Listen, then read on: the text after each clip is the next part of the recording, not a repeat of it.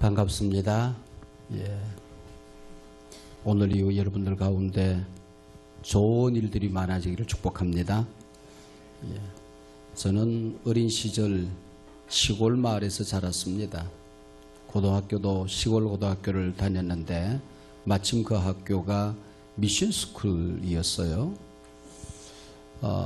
이사장님이 지금 국회의원 원혜영 의원의 아버님 되시는 원경선 이사장님이셨는데 요즘은 뭐 풀무월이 기업이 되었습니다만은 그때는 기업이 아니라 그 친환경 농작물을 만드는 생명 공동체였습니다.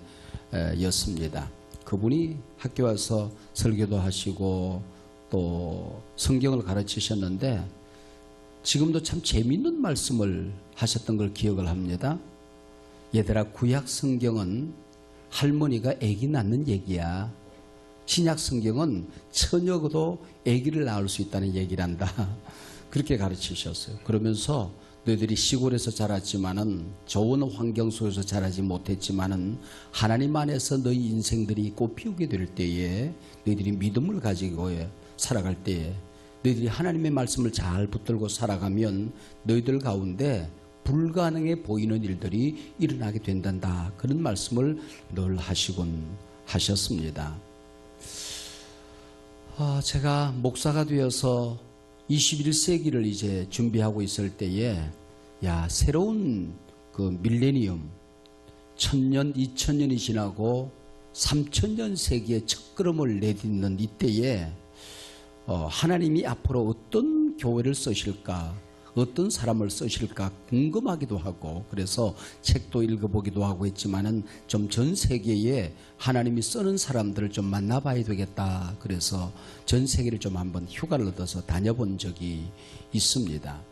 결론은 하나님이 쓰는 사람들은 참 순진한 것 같아요.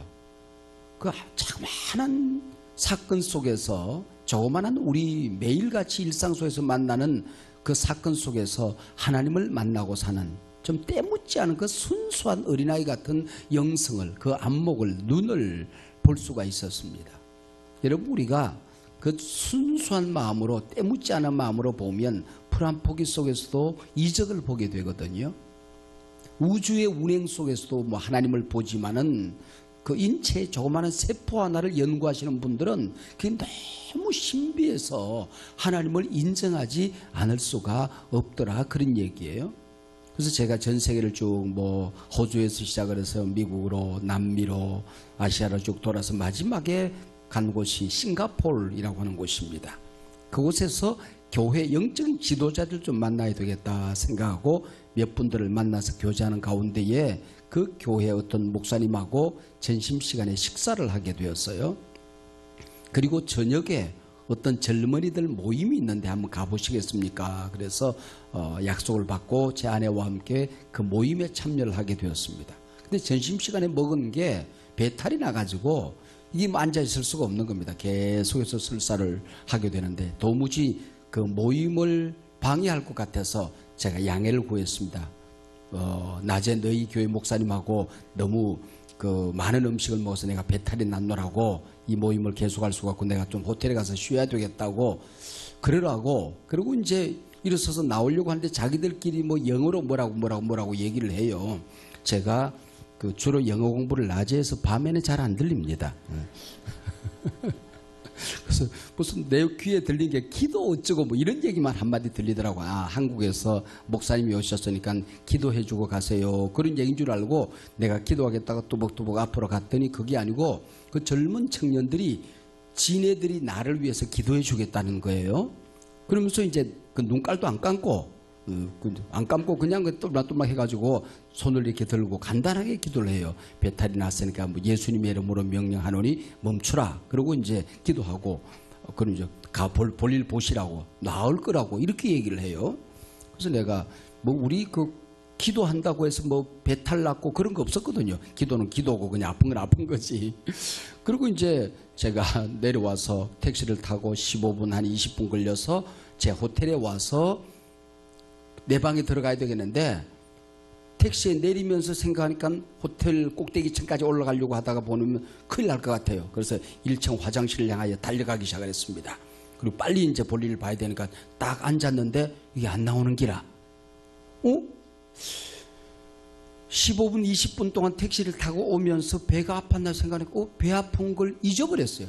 내가 왜 거기서 나왔는지도 잊어버리고 아내와 함께 이런 이런 얘기를 하면서 호텔까지 왔단 말이에요. 그리고 지금도 보니까 배가 안 아프단 말이에요. 설사가 안 나와요.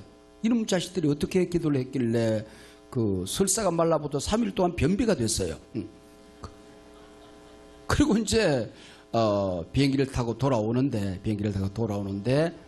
갑자기 눈물이 쏟아지더라고요. 야, 저는 시골에 정말 흙수저 가운데 흙수저로 태어났거든요.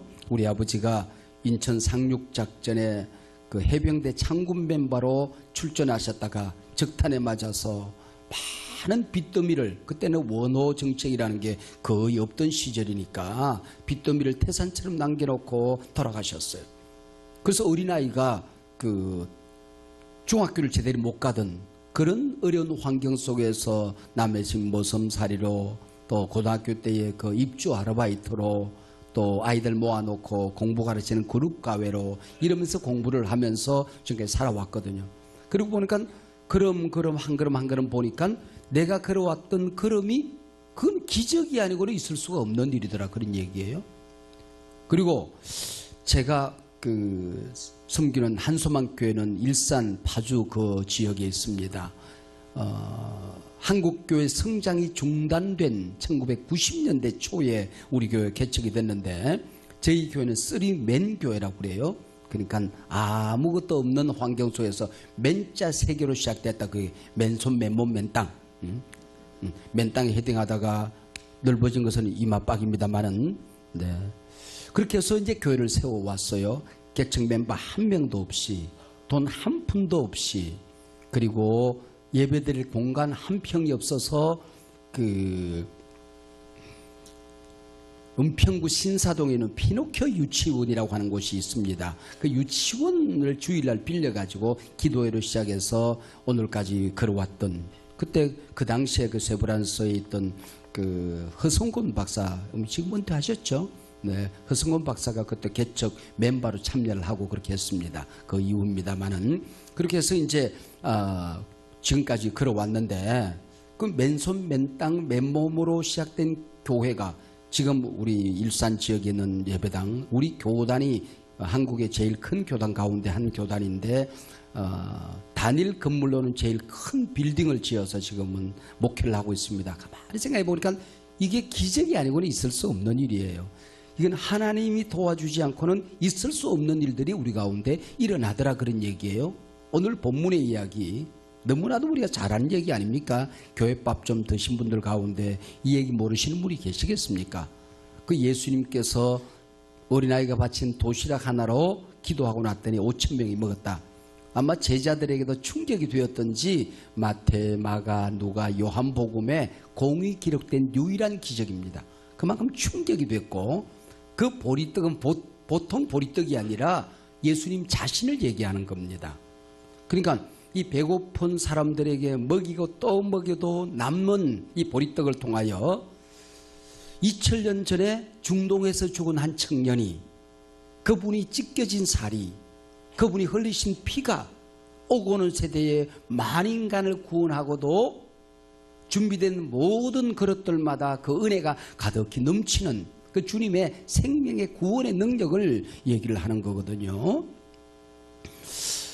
그래서 제가 우리 지금 한수망교회 예배당을 건축을 하고 하나님 앞에 감사를 드리고 싶어서 이걸 뭘 할까 그러다가 오병이어 조형물을 만들었어요. 알루미늄을 뭐 트럭에 탁 싣고 와서 그걸 감아가지고 보리떡 5개, 물고기 2마리를 조형물을 만들어서 거기다가 LED 전구 5,000개를 달아서 공중에 높은 예배당 큰 건물이 공중에 매답니다. 매다는데 그 물고기 한 마리가 7m예요.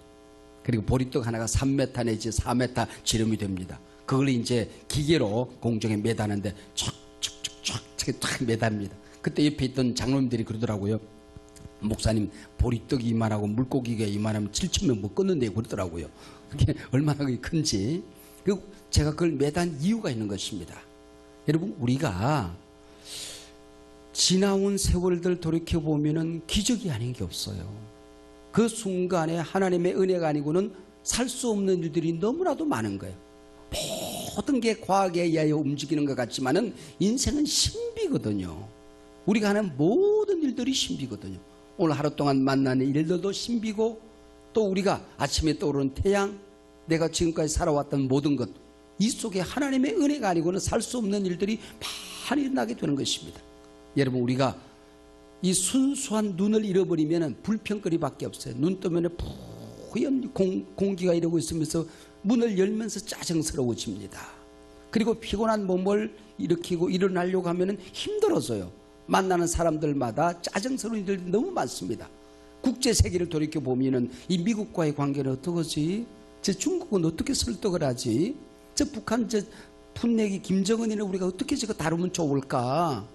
저 러시아는 아베는 우리가 만만한 상대가 없고 지금 비는 안 오지. 온갖 것들이 불평 원망, 그러니까 이놈의 세상, 그래서 헬조선, 이 지옥 같은 세상에 내가 왜 태어났나 이러고 살게 된단 말이죠.